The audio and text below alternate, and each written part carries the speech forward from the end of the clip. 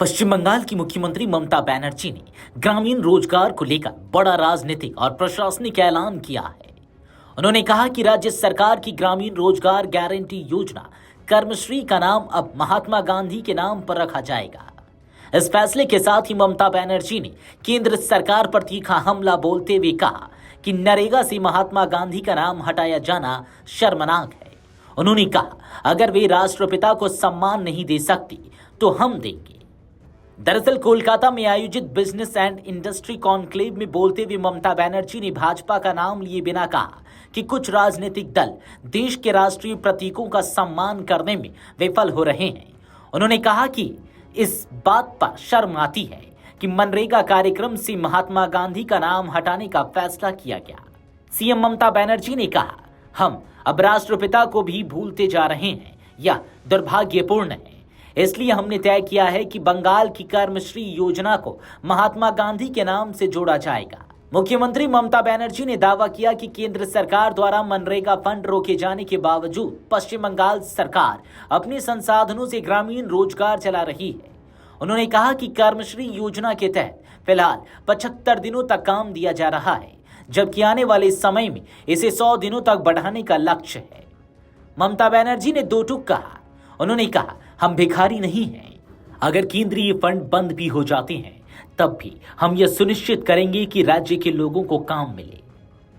इस बयान को केंद्र राज्य टकराव के रूप में देखा जा रहा है, खासकर उस समय जब मनरेगा फंड को लेकर पहले से ही विवाद चल रहा है। विशेषज्ञों का मानना है कि ममता बनर्जी का यह फैसला सिर्फ एक प्रशासनिक कदम नहीं बल्कि एक राजनीतिक संदेश भी है। महात्मा गांधी के नाम को रोजगार योजना से जोड़कर ममता न केवल केंद्र को घेर रही हैं, बल्कि खुद को गांधीवादी मूल्यों की संरक्षक के तौर पर भी पेश कर रही हैं। राज्य सरकार का कहना है कि कर्मश्री ने ग्रामीण इलाकों में रोजगार का बड़ा सहारा दिया है और आगे भी इसे और मजबूत किया जाएगा। रोजगार और राजनीति के बीच ममता बनर्जी ने बंगाल की आर्थिक ताकत को भी जोरदार तरीके से पेश किया। उन्होंने कहा कि कुछ लोग बंगाल को बदनाम करने की कोशिश करते हैं, लेकिन सच्चाई यह है कि बंगाल अब वर्ल्ड क्लास डेस्टिनेशन बन चुका है। ममता ने कहा कि हाल ही में एमएसएमई सेक्टर की बैठक में 15,000 से ज्यादा उद्योगपतियों ने हिस्सा लिया। उन्होंने दावा किया कि पश्चिम बंगाल आज भारत के सबसे बड़े लॉजिस्टिक्स हब्स में है। मुख्यमंत्री ने बताया कि वर्ल्ड बैंक लॉजिस्टिक्स और एक्सपोर्ट ग्रोथ के लिए राज्य सरकार के साथ पार्टनरशिप कर रहा है। इसी वजह से अमेजन जैसी वैश्विक कंपनियां बंगाल में निवेश कर रही हैं। ममता बनर्जी ने कहा, बंगाल दक्षिण और पूर्व एशिया, पूर्वी भारत, उत्तर पूर्व भारत और बांग्लादेश, भूटान, नेपाल का गेटवे है। बंगाल बिहार, झारखंड और उड़ीसा का भी गेटवे है।